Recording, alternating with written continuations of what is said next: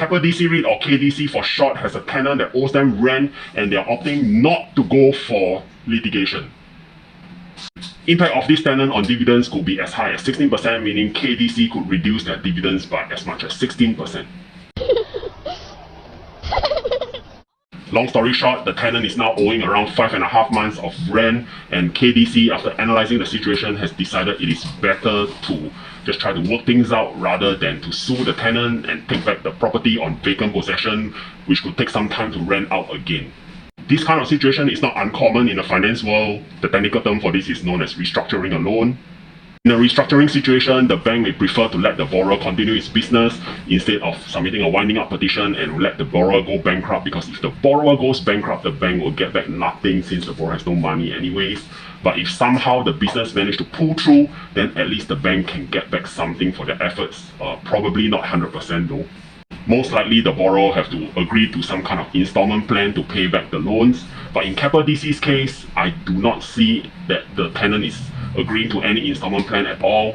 In the meantime, KDC is helping to pay for the electricity and the utilities. It does not look good, frankly.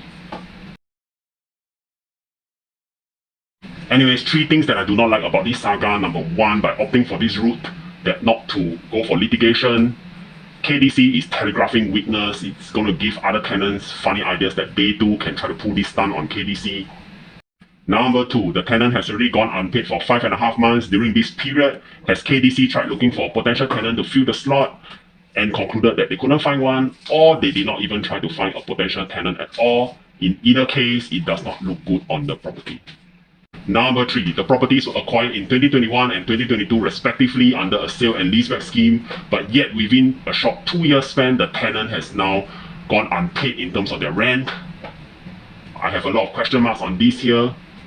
This article mentions that OCBC research pointed out back in 2021 that the tenant may have problems servicing its rent, and yet the acquisition continued to go through in 2022. OCBC research 1, KDC 0. I'm going to end off with an analogy here. If you don't see cockroaches in your house, you're going to assume that there are no cockroaches. But the minute you see one cockroach, you are not going to assume that there is only going to be one cockroach. The million-dollar question is, how many more cockroaches are there in the portfolio?